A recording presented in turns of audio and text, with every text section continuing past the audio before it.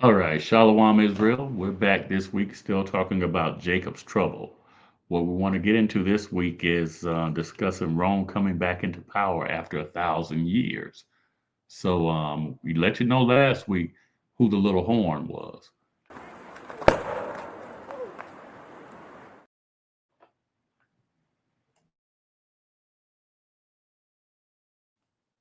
There we go. I thought my mic was muted. Okay, so now we want to go ahead and talk about this 1,000 years. We brought up the 1,000 years. We want to show it biblically, and but before we do that, I want to go back into Revelation chapter 20, and we're going to look at verses 1 through 3, and then jump down to verse 7. Okay, and then we're going to get another scripture that talks about the Caucasus Mountains. So Revelation is talking about the Byzantines putting the Romans into the Caucasus Mountains. We talked about the Byzantines last week. Now, what I'm going to do when this live stream goes, when we finish with it, I'm going to put a comment out there. We're going to create a new playlist that has all of the episodes of Jacob's Trouble. And it's going to be named something like Prophecy Jacob's Trouble. You'll be able to find it out there on our YouTube page, Iron Horn of Zion. So this is the 6th episode. So I want y'all to be able to get them in order. We're probably hitting about 2 or 3 more, and then we're finished with this particular lesson. So that being said, let's go ahead and present our screen. Now, if y'all would subscribe to our page, like the video, and share it. That helps with the algorithm so other people can see this teaching, okay? All right, let's get into this.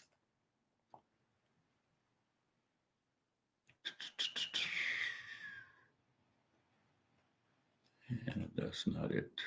Give me just a couple seconds. Try and get a couple things set up here still.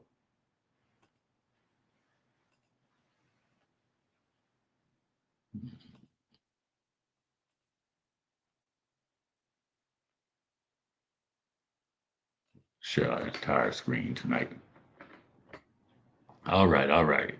So here we go. Let's see what we can do here.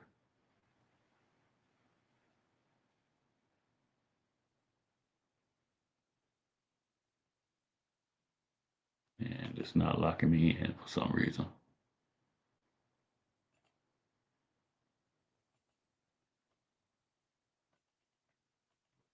All right, let's go see what we can do. It's not liking us coming in that way, so we're going to try another way.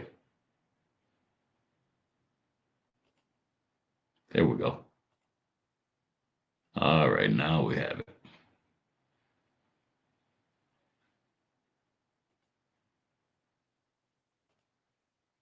All right, we're good now. We're good.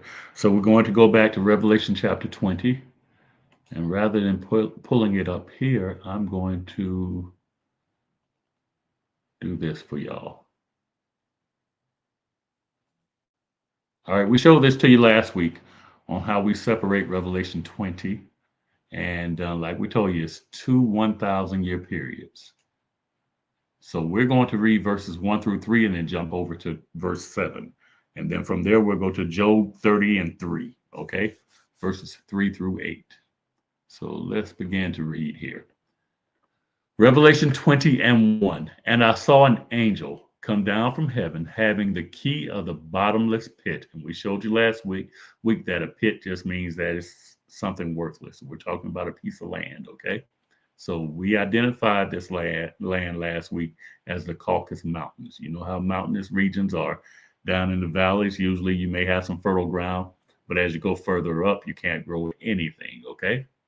It says, and a great chain in his hand, and he laid hold on the dragon, that old serpent, which is the devil and Satan, and bound him 1,000 years. And I don't know if I showed y'all that last week, but the Roman army, they used to have a pole that they would carry, and on that pole, they would have a bronze head of a dragon, and then behind that dragon, it would be like a cone-shaped um, cone-shaped cloth that will come out behind it. The dragon's mouth will be open, and when they're going down riding these horses, the wind will go through, and this thing whistle.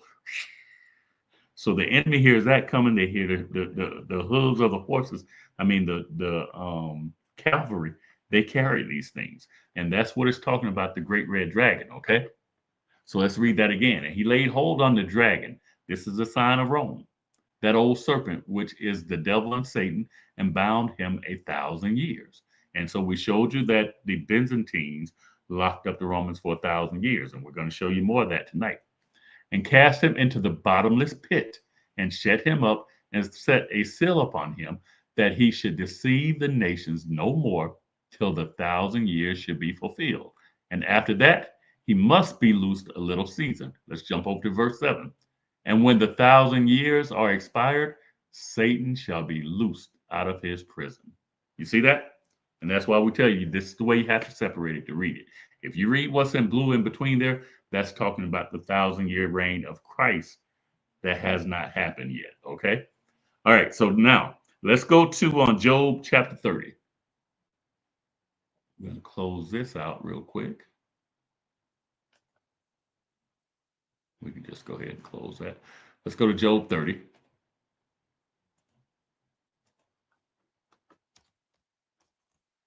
And we're going to start in verse 3.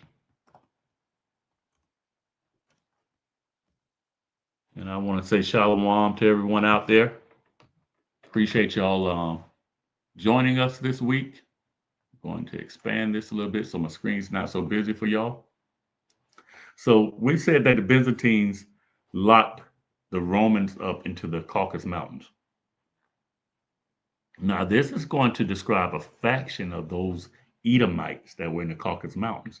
But I told you last week, there's another group called the Khazars. We're going to get into the Khazars probably next week. Now, the Khazars, this does not depict them. The Khazars were a very militant tribe or group, and they were very effective in keeping the Muslims from coming up into Europe. So they did a lot of the fighting for the Byzantines on the south end, on the south side. Okay. So let's read this. Job 30 and 3. For want, so that's want. That's when you're in need of something. Okay. It says, for want and famine, they were solitary, fleeing into the wilderness in former time, desolate and waste. See, Job is prophesying about something that was going to happen. And he had identified these people because if you remember, one of his friends was a Temanite. Teman is a grandson of Esau, and we talked about that before. So Job had a friend who's a Temanite.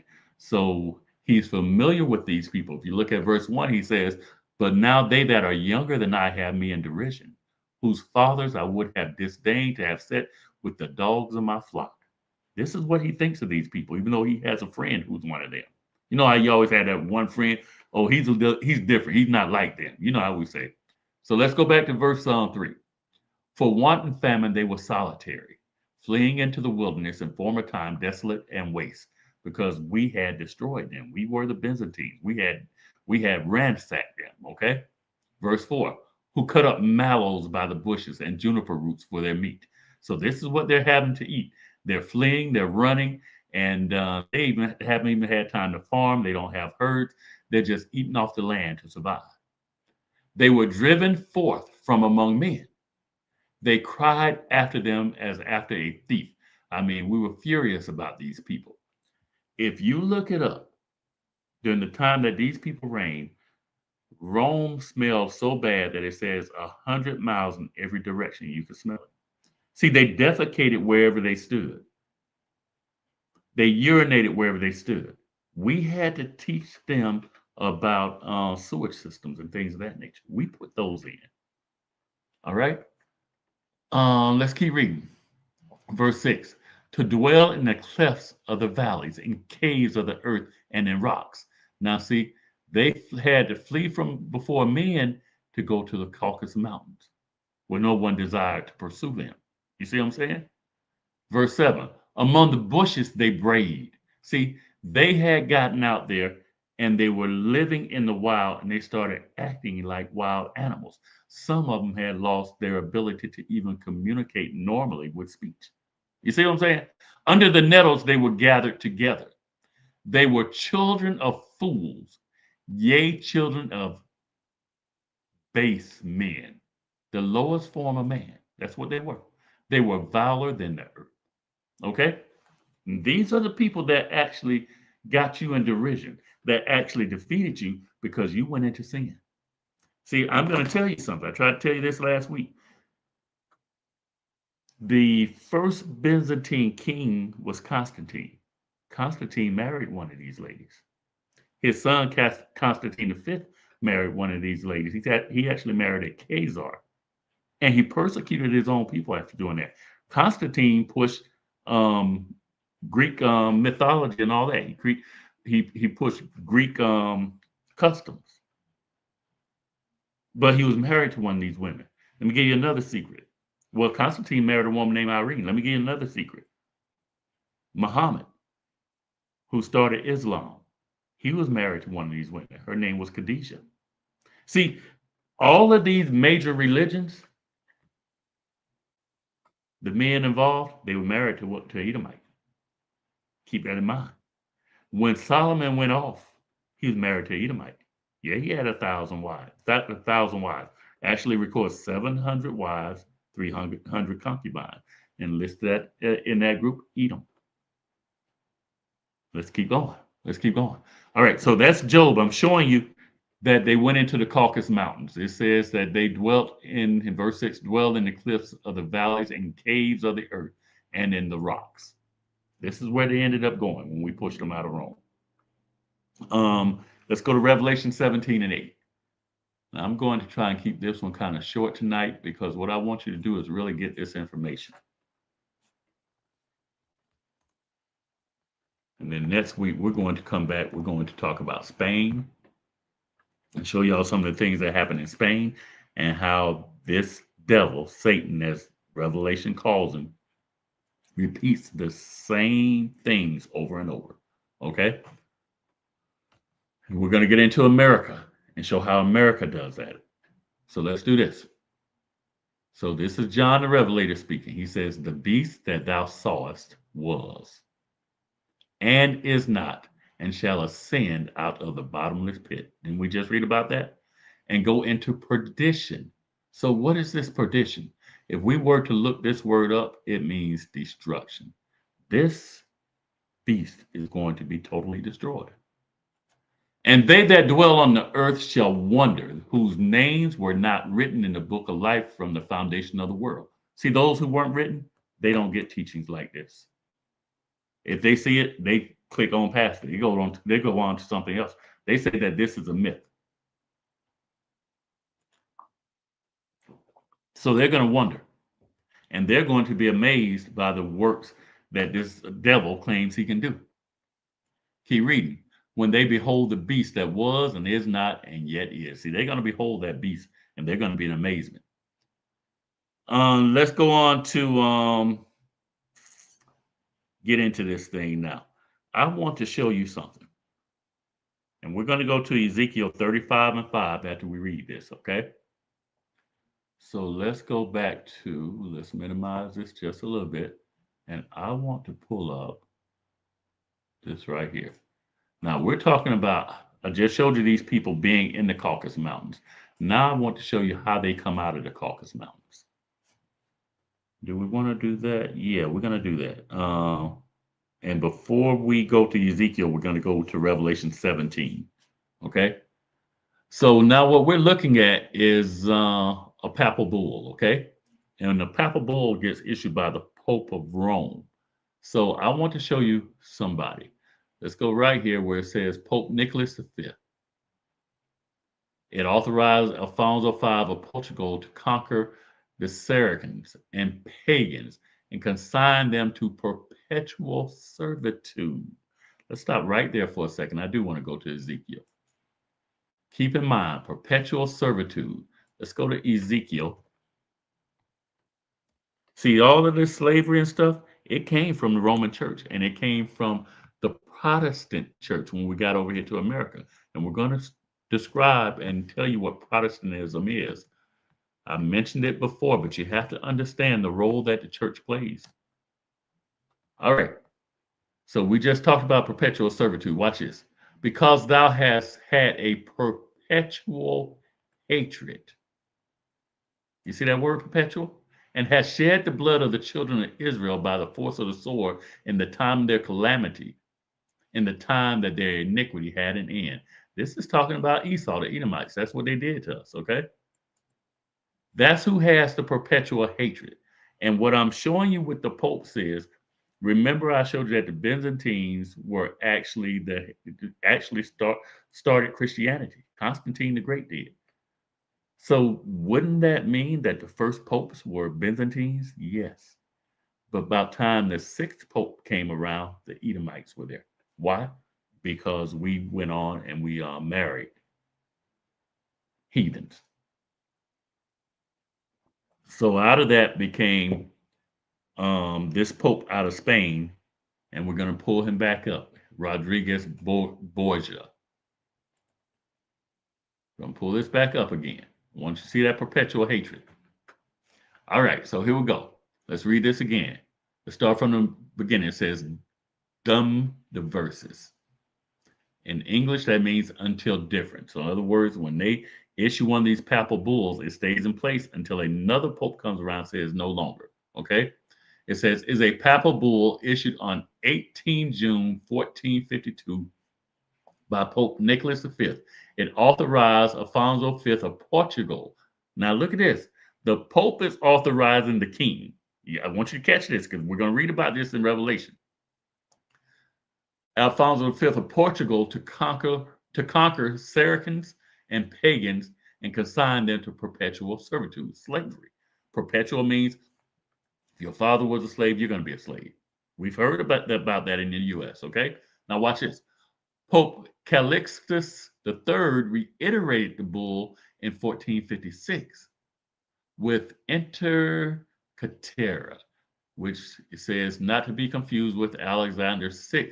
That's who we want to get to, renewed by Pope Sixtus IV in 1481. So they're renewing this papal bull that puts what they call pagans into a perpetual servitude. Now let's jump down here because we just mentioned Pope Alexander VI up here, okay? Let's look down here. Right here where it says the concept. The concept of the consignment of exclusive spheres of influence to certain nation states was extended to the Americas in 1493 by Pope Alexander VI with Inter Caetera. We read about Inter Caetera up top. So what it's saying is he extended this perpetual servitude of slavery into the Americas. So when the Spanish came over and found the Americas, Christopher Columbus, this Pope told him it's okay to put our people into slavery. That's what I want you to see. It came from the Catholic Church, and you need to know that. Let's do something real quick. I hadn't planned on doing. Well, let's go ahead to Revelation, like I told you. Then we're going to go to this other verse. Let's go to Revelation. Let's go to chapter 17. And let's go down to verse 12 is what I wanted to get. Verses 12 and 13. Now, you remember we talked about the 10 horns before. Let's make this less busy for you.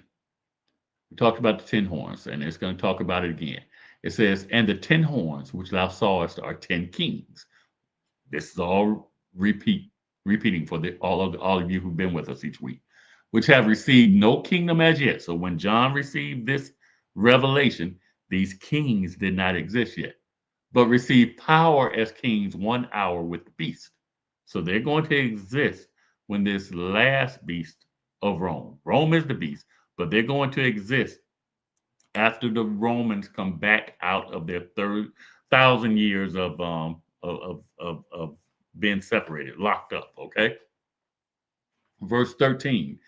These being the 10 horns or 10 kings, have one mind, and shall give their power and strength unto the beast. Well, how do they do that? Through the church. That's why I was showing you that the nations are actually, these horns are actually taking commandments from the Pope of Rome. You see that? That's what the papal bull is about. Now let's go on now. I'm going to take you to Second Ezra. I hadn't planned on doing that, but let's do it. Let's see. We're going to go to Second Ezra. See if it let us get there real quick.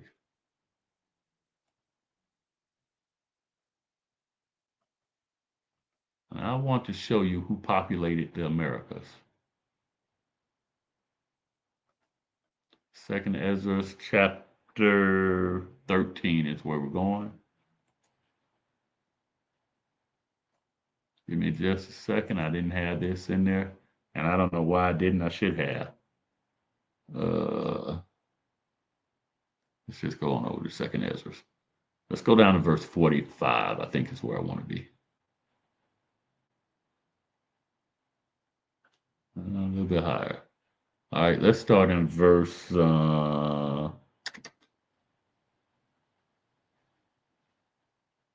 Let's start in verse 39. All right, so here we go. Second Ezra, chapter 13 and verse 39. It says, "And whereas thou sawest that he gathered another peaceable multitude unto him, those are the 10 tribes." Now remember, the 10 tribes have been taken into captivity by the Assyrians. So they didn't serve in Babylon with us. They didn't go through the Persian and Mede persecution. They didn't go through the Greek persecution. They didn't go through the Roman persecution. The reason why is that they were someplace else. I'm about to show you.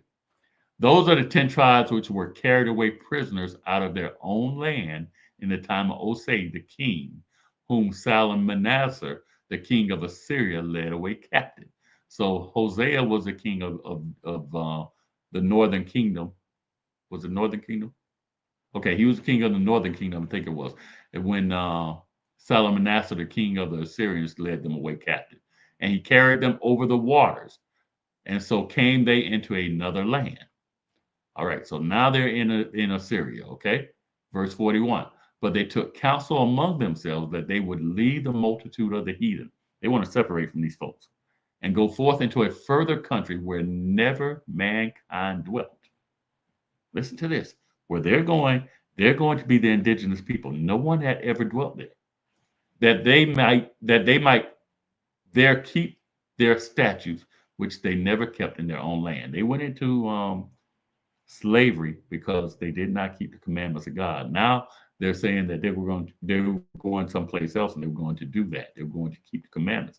And the Most High, with his sense of humor, said they ain't never done that. And so it says, and they entered into Euphrates by the narrow places of the river. So on the east side of Africa, they entered into the Euphrates. Okay. For the Most High then showed signs for them and held still the flood till they were passed over. For through that country there was a great way to go, namely of a year and a half. They had to go clear to the other side of the earth. And by sailing, it takes a year and a half if you go all the way from the top of the east of Africa down past the Horn and back up to West Africa and come across. You're looking at a year and a half. Okay. And the same region is called Arsareth, or the New World. Y'all get that? Let's do this. I hadn't planned on doing this, but I should be able to find it real quick. Let's look at the Jewish Encyclopedia.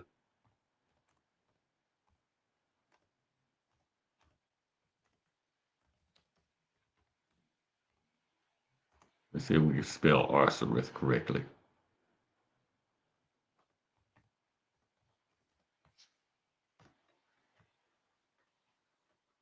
All right, it says, this is in the Jewish Encyclopedia, land beyond the Great River. Arsareth is the name of the land beyond the Great River where the 10 tribes let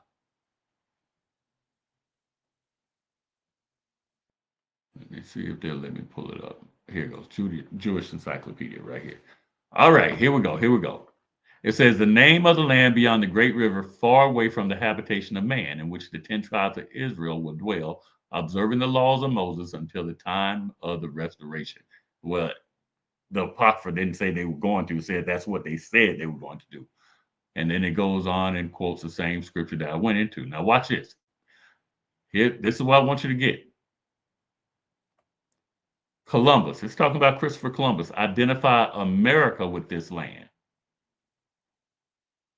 Do you see that? That's what I wanted you to get. That's why I came here. And right here, they confirm We're talking about Christopher Columbus. See, when Christopher Columbus came over here, these people were speaking Hebrew. He actually brought Hebrew translators with him. And we'll get into that when we're talking about Spain, why he brought Hebrew translators. But they were speaking Hebrew. They kept a lot of the customs. They believed in polygyny, which is one man having more than one wife. They bathed, which was very unusual. Um, their women separated themselves when they were on their cycle. Okay, so they had a lot of the same customs. They actually found the Ten Commandments over here, not the original, but copies of it. Okay, they called themselves the people, and they still had a lot of the same. They identified the people in what is now we call Puerto Rico. They identified them as Ephraimites, which is a tribe of Israel. So there's a lot of stuff you go read back up on it. You'll find that these people were the 10 tribes, okay? And Arzareth just means new world. All right, so let's go back to where we were at. We were in Revelation 17. Did we finish that? Let me look at it real quick. Shall give power and strength unto the beast. Yeah, we finished that. So now where I want to go is we're talking about Pope Alexander the Sixth. And the reason I brought him up was that papal bull, but there's another reason. He had a son. And his son's name is Cesare Borgia. Let me pull this old Cesare up. Now, when you pull up Cesare, you have a man right here that looks very familiar. This is that white Jesus that they talk about. His picture was actually Cesare sat for that picture. See, you're not worshiping a God when you worship this white Jesus. You're worshiping this man. Cesare Borgia. Now, let me show you something about this man, a few things. Where do you want to go? Before we go to history on him, let's look at what the Bible says about him. Let's go to Job 9 and 24. Job 9 and 24. We're going to hit like 3 or 4 verses, then I'm going to give you some history on this cat. Because this is how they came out of the Caucasus Mountains. They came out through the church. See, they came out through intermarriage. And through the church, what I mean by that is they started teaching that everyone could be saved. Before, everyone knew that the Israelites were the chosen people of God, and they knew that this was our book. And it was through the church that they pushed something else. And see, that was partly our fault because we pushed the customs of Greece. And once we did that, that made them and we fell into Christianity. That made it easy for them to jump into Christianity, and the Christianity that they taught was different from what we had been teaching. You see what I'm saying? Now let's get into this. Job 9:24. It says, "The earth is given into the hand of the wicked." So we know who's in charge of the earth right now. It's not us. He, that's the wicked. That's who the earth has been given to. He covereth the faces of the judges thereof. If not, where and who is he? If he not the wicked, then who is it? That's what God is asking. Now watch this. It says he covereth the faces of the judges. Covereth. When you see that ETH at the end, that means he continues to do it. He's still doing it to this day. So what does that mean to cover the faces? Let's go to First Maccabees, chapter 3 and verse 4. We're going to get a little bit more detail on this covering the faces. First Maccabees 3 and 4. I want y'all to get this now because we're going to get into more detail on Cesare. Cesare is a devil, I'm telling you. He's a murderer. He's incestuous. We're going to talk about old Cesare. All right. Is it First Maccabees 3 and 4? 3 and 8, isn't it? What verse is that I wanted? Hold on, give me just a second. Give me just a second. Won't take but a second. Get my phone out. Let me get my phone out. I thought I had that. I thought I memorized that. Hold on. Won't take me but a second. I know it's First Maccabees. I'm pretty sure it's chapter 3. 3 and 48. That's what it is. Okay, there is 8 on it. All right. So here we go, verse 48. It says, and laid open the book of the law. So the Bible that we had back then was just the Old Testament, okay? And somebody laid it open, and it was the Greeks or the Edomites, the children of Esau, wherein the heathen sought to paint the likeness of their images. That's what Job means by cover the faces of the judges. See, we're the judges, and they covered our faces by painting us white like them. They went into the book and just started putting white images. We're going to look at that some more because there's one judge that's more important than all of us put together, and that's Christ. They painted his face. And to prove that, we're going to go to we're going to go to the wisdom of Solomon. And I showed you all this last week, but it should make more sense this week. We're going to go to chapter 15 and verse 4, okay? Wisdom of Solomon, 15 and 4. The Bible says, out of the mouth of two or three witnesses, let every word be established. So we're going to establish it tonight. So watch this. For neither did the mischievous invention of men deceive us. See, we weren't fooled by this fake white Jesus, nor an image spotted with diverse colors. See, they changed his color because Revelation chapter 1, verse 14 said he had skins of bronze as if burned in a full furnace, and he had hair like wool. The painter's fruitless labor. You see what I'm saying? It was fruitless. We didn't believe it. We were forced to take it on, and they separated our children and taught it to our children. Let's keep going. Let's keep going. Let's go to Wisdom of Solomon 14:19. We're going to talk about Cesare specifically. Can I just back up here? Will it let me go back? Nope, I had to put 14 in there. Okay. Let's go to verse 19. Let me show you. Y'all saw how ugly Cesare was.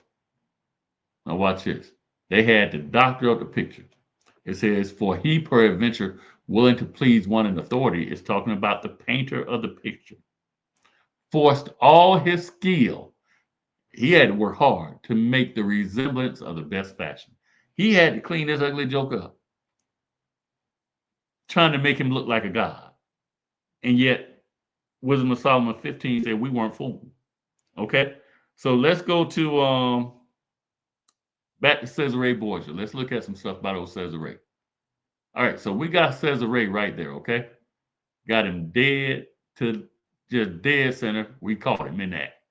He's supposed to be Christ. That's what they say. Okay, now, I forgot to look this up. Let me get this for y'all. We're going to go to etymology online and look up a word because I'm about to show y'all something. I just have to remember all this from my studies. Don't worry about it. We good. We good. We good. The Spirit shall bring all things to our remembrance. And let's look up the word Renaissance. And then we're going to talk about the Renaissance with Cesare. All right, it says Renaissance. Now, this etymology online, this side of the word was first used, and this is very important that you understand this word. It says great period of revival of classic-based art and learning in Europe that began in the 14th century. All right, so we're talking about the 1500s. So you remember Christopher Columbus came in 1492, so we're basically right there. All right, so basically, Renaissance just means rebirth, okay? That's all it means. So they were locked up 1,000 years and they came out of those Caucasus. And I told you they came through the church, but there was a little bit more going on. This guy Cesare was very important in this. Now, I had looked up Cesare a long time ago, and it told me that he was the captain of the Renaissance. Now, I'm going to show you how they're going in there. They're changing this stuff now. So if we look up Cesare right here, and it goes on, talks about him. It says he was a cardinal deacon, talks about his dad, Pope Alexander IV. I just showed him to you. All right. And it says Pope Alexander was a pope from the 11th of August, 1492 until his death in 1503. Y'all see that year, 1492? Same year Columbus came to America, right? So let's go down a little bit. Want y'all to see something. His quest for political power was a major inspiration from The Prince by the renowned Florentine historian. Okay, let's keep going down. So right here, they let you know if he was important in 1475, 1476, or that's when he was born, okay? And if we keep going down, they just keep talking about this. Is what I want you to see. Alexander VI staked the hopes of the Borgia family on Cesare's brother Giovanni, who was made captain general of the military forces of the papacy. The papacy is the Roman church, okay? The not Roman church, Roman Catholic Church. Giovanni was assassinated in 1497 under mysterious circumstances. Several contemporaries suggested that Cesare might have been his killer. All right, that's what I want y'all to see about Cesare. Now we're gonna go. We got our own information because they changed stuff out here, and so we have the receipts, we have the books. Okay, so what we did was we went into the Encyclopedia Britannica. This particular group of books was written in, get it? Hopefully you can see this, 1768, okay? And this is volume 3. And then here we have some stuff about Cesare that I've got saved that I'm getting ready to show you, okay? Let's see if we can find it real quick where we put Cesare. I think it's going to be right here. All right, let's blow that up for you. All right, all right, all right. Now, hopefully y'all can see this.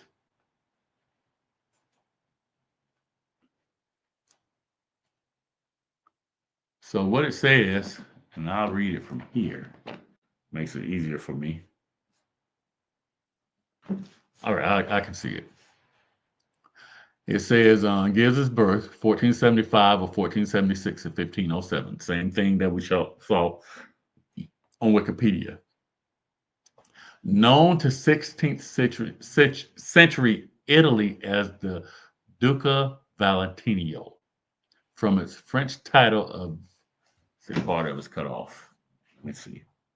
From its French title of Duc de Valentinios, the Renaissance captain. Now, I'm not going to do this, but y'all can do this. If you go look up the captain of the Renaissance, they're going to list him as one of the captains. Now, it used to be that I'm not going to say Wikipedia. I used to be able to go out there on the internet, look up captain of the Renaissance, and it would say Cesare Borgia. But we still have the books. They can't change what I have in my hand. He is the captain of the Renaissance. He is the captain of the rebirth of the white European nations. Okay? When they came out of the Caucasus Mountains, we read to you last week that they spread all over Europe. They took over Europe. Okay? But it didn't happen overnight. Even in the 1700s, we were still there. 1492, they made us leave Spain. Okay?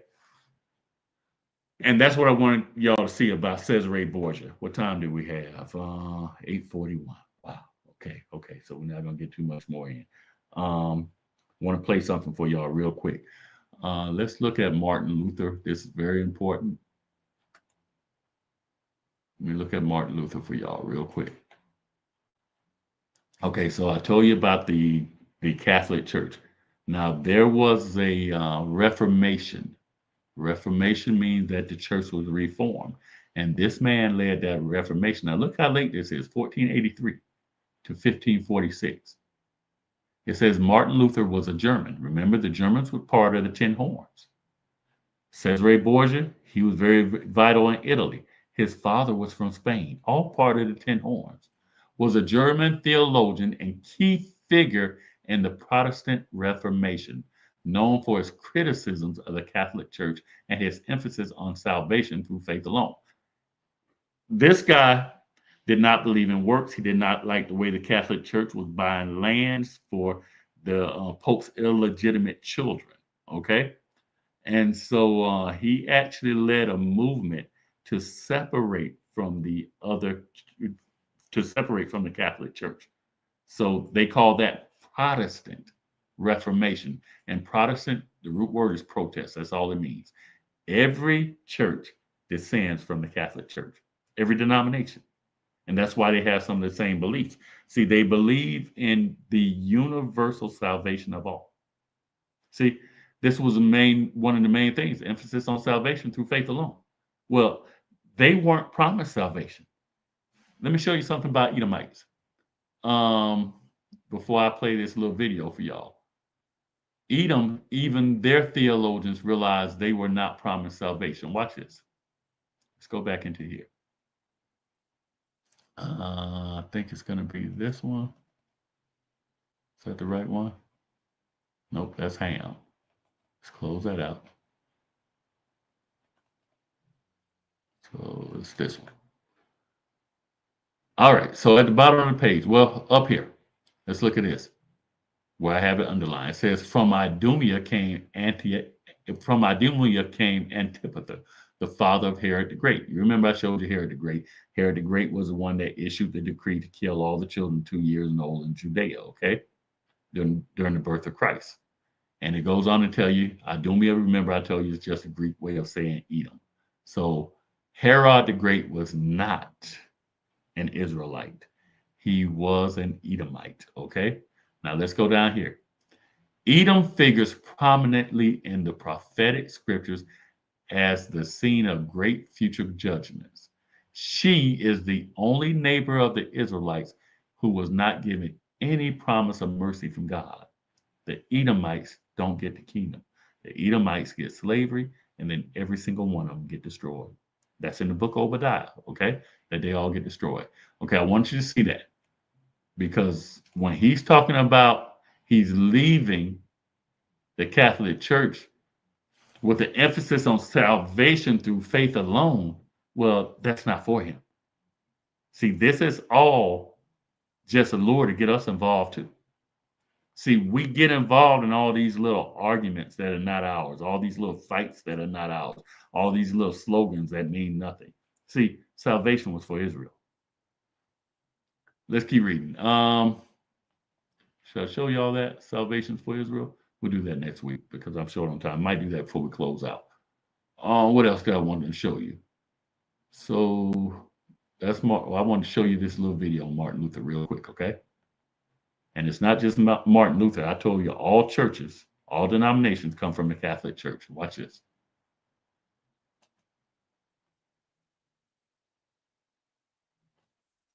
Church and founded the Lutheran Church. Calvin didn't like the Lutheran Church and founded the Reformed or Calvinist Church.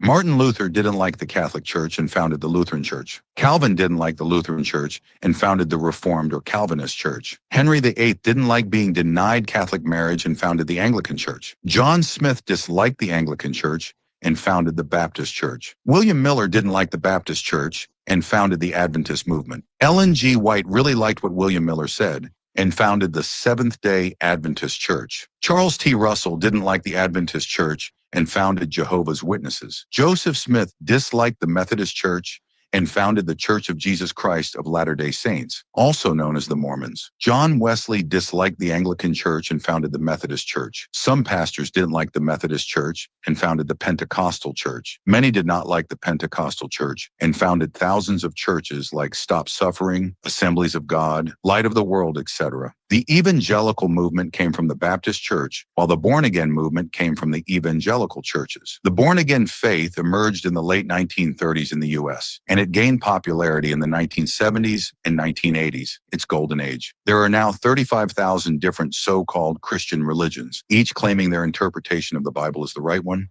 Martin Luther didn't like the Catholic Church and founded the Lutheran Church. Calvin didn't like the Lutheran Church and founded the Reformed or Calvinist Church. Right? Henry VIII didn't like being denied Catholic marriage and founded the Anglican Church. Slow down. What I'm trying to show you is that all these denominations come from the Catholic Church. Notice not one of those people look like us. When you join these denominations, you're following Esau. And I mean, people will fight you tooth and nail. I saw where IUIC went to a church and they were outside trying to teach. And our people came out there. One lady, or was it the deacon? Somebody pulled a gun on them. because they were trying to teach them the truth. Do you see what I'm saying? Let's go to Revelation 17 real quick. Let's go back to the Bible. Revelation 17. All right, all right. Let's go to verse 4. Let's see if that's where I want to start. Let's go to verse 3.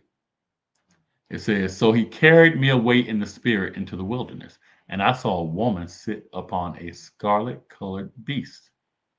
You see that? The woman sitting on a scarlet or blood colored beast, full of names of blasphemy, having 7 heads and 10 horns. Does this all sound familiar? And the woman was arrayed in purple and scarlet color. See, these are colors of royalty and priesthood, if you go back into the Torah, and decked with gold and precious stones and pearls, having a golden cup in her hand full of abominations and filthiness of her fornication. This is the Catholic Church. This is the woman is the church. The scarlet colored beast she's sitting on is Rome. You see what I'm saying? Verse 5, "And upon her forehead was a name written, Mystery Babylon the Great, the mother of harlots and abominations of the earth." All of this comes out of the church. "And I saw the woman drunken with the blood of saints." These are the Israelites. She killed us. "And with the blood of the martyrs of Yahweh Shai. And when I saw her, I wondered with great admiration. And the angel said unto me, Wherefore didst thou marvel? I will tell thee the mystery of the woman and of the beast that carrieth her, which hath the 7 heads and 10 horns." You see that? That's the church right there. That's who has persecuted us. That's who has guided the nations, given them permission, and said that this power was coming from God and that they're supposed to destroy us. Y'all got to wake up. If you're in those churches, you have to come out. Let's see if we find something real quick. I want to do something real quick. Did I have that in last week's stuff? Let's go to Daniel 7 and 24 real quick. Daniel 7 and 24. And then we're going to let y'all go tonight. And we're going to come back in next week and give some more information on this beast. And well, before we get out of here, we're going to hit Matthew. All right, let's go to verse 24. Let's go to verse 23. Thus he said, the fourth beast shall be the fourth kingdom upon earth, which shall be diverse from all kingdoms, and shall devour the whole earth, and shall tread it down and break it in pieces. That's the fourth beast. "And the 10 horns out of this kingdom are 10 kings that shall arise, and another shall rise after them, and he shall be diverse from the first, and he shall subdue 3 kings." And we talked about that last week, remember? Oh man, I really wanted to get into the fourth part of the earth tonight. We'll do that next week. It says, "And he shall speak great words against the Most High, and shall wear out the Israelites," or the saints of the Most High, "and think to change times and laws." Who gave us the daylight saving time? Who gave us a calendar that does not match the calendar of God? Who gave us holidays that had nothing to do with the holy days that the Most High set up? It was Esau. "And they shall be given into his hand until a time and times and the dividing of time." Are we not under the hand of Esau right now? "But the judgment shall sit, and they shall take away his dominion." We're going to take away that dominion eventually, "to consume and to destroy it unto the end. And the kingdom and dominion and the greatness of the kingdom unto the whole heaven shall be given to the people of the saints of the Most High." The Israelites are going to come back and rule, "whose kingdom is an everlasting kingdom, and all dominion shall serve and obey him." Who is the him? Christ. And all those nations are going to come back and serve Christ after doing what they did to his people, right? And we're going to be ruling with him. Let's go to Daniel 8.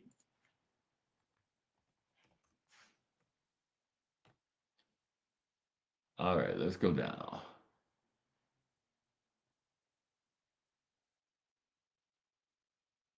Talking about the ram right there. Let's go down. Oh, where was it that I was looking for? Maybe it's 9. That's still talking about Greece.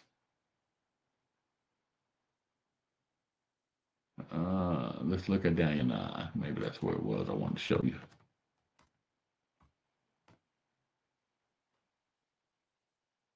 If not, we'll just jump into Matthew and close it out.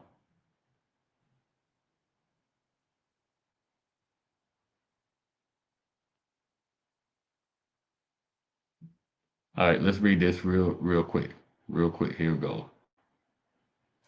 So it says, Daniel 9 and 20. And while I was speaking and praying and confessing my sin and the sin of my people Israel, and presenting my supplication before the Lord my God for the holy mountain of my God, yea, whilst I was speaking in prayer, even the man Gabriel, whom I had seen in the vision at the beginning, being caused to fly swiftly, touched me about the time of the evening oblation. Okay, for the Most High to send Gabriel, what was Daniel doing? Let's go back to verse 1. He said, and whilst I was speaking and praying and confessing my sin and the sin of my people. That's what he was doing. See, when you're praying, confess your sin so you can be heard, because the prayers of a sinner are not heard. And confess the prayer for the sins of your people. You know how people into homosexuality, they're into lesbianism, they're into adultery, they're into self-hatred. Confess those things because we want the Lord to heal them, okay? And while he was confessing them, the Lord sent an angel, right? And it says, verse 22, and he informed me and talked with me and said, O Daniel, I am now come forth to give thee skill and understanding. At the beginning of thy supplications, the commandment came forth, and I am come to show thee. So you're waiting for your prayers to be answered. And at the beginning, if you go ahead and confess your sins and don't be selfish, confess the sins of others, your people, that's when the Lord hears you. That's when he answers you, even though you don't see it yet. He says, I am come to show thee, for thou art greatly beloved. Therefore, understand the matter and consider the vision. Okay? We're not getting into the vision and all that, but I wanted you to see what we have to do as a people. We keep talking about when is the Lord coming? When we dare to do this, when we stop praying for just our household and we pray for everybody else, that's when he comes. Now let's get into Matthew 24. We're gonna close this out, okay? Uh, let's get back to. Oh, I can go right here. My bad. Matthew 24. I think 8:54. Yeah, we're gonna be right at an hour. What I want to do is get into Matthew 24, start at verses 1 and 2, and then we're gonna drop down to verse 21. Okay. So let's read this. It says, and Jesus. Well, we know that's not our Lord's name, okay? But we're not going to get into a whole lot about it. It's a translation. We're going to read it the way we pronounce it. It says, and Yahushua went out and departed from the temple. So our Lord comes out of the temple, and his disciples came to him for to show him the buildings of the temple. And Yahushua said unto them, see ye not all these things? He said, look around you. Do you not see all this? Verily, I say unto you. When he says verily, that means pay attention. There shall be not left here one stone upon another that shall not be thrown down. You see that? He's telling them that the destruction of the temple is about to happen. What I said, we're going next, verse 21. I want you to see this because I don't think we've done this since the first week, and we need to do it again. For then shall be great tribulation, such as was not since the beginning of the world to this time, no, nor ever shall be. So what is this tribulation? If we look into the Strong's, it tells us that that word means trouble. So it says, for then shall be great trouble. And what are we talking about today? Jacob's trouble. And I said this was the last verse, but we're going to stop here. No, we're going to hit Jeremiah 30 and 7 real quick. Okay? We're going to confirm some things. Now, the reason I went to that verse was I wanted to show you again the beginning of Jacob's trouble.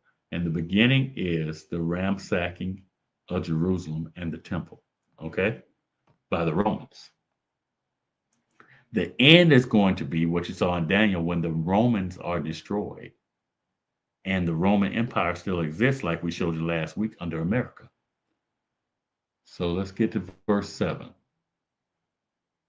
And it says, Alas, for that day is great. Here we go, right here. Alas, for that day is great. And we're saying day, we're not talking about a 24-hour period, okay? So that none is like it. The same thing that Christ said. It is even the time of Jacob's trouble, or the time that the Israelites shall be in trouble. Jacob is our forefather, okay? But he shall be saved out of it. What's going to happen to us? As a people, we're going to be saved. So we're going to wrap that up tonight. I think we got to pretty much everything we wanted to get to tonight. Just trying to make sure before I close out. All right, I think that's about it. I want to thank y'all for joining us. Again, I'm going to ask that you subscribe, you like, and you share this video. They're doing a lot of stuff with our videos right now. We saw a lot of stuff happening behind the scenes, and that I don't like, where our number of viewers haven't been confirmed yet. They're showing less than half as confirmed viewers than what we're seeing outside when you log in, okay? And they're not actually sharing this to our audience anymore. They're just sharing it to some off the wall places. I mean, we're getting, you can see which videos actually share, which videos, like if you watch it, that video goes on to show your video, and the stuff we're seeing is off the wall, like car racing and stuff like that. So it's not going out to our genre anymore. So we got to rely upon y'all to share this information. They don't want it to get out. So that being said, hey, love y'all, Israel. And I'm going to log off now. Let me get back to this.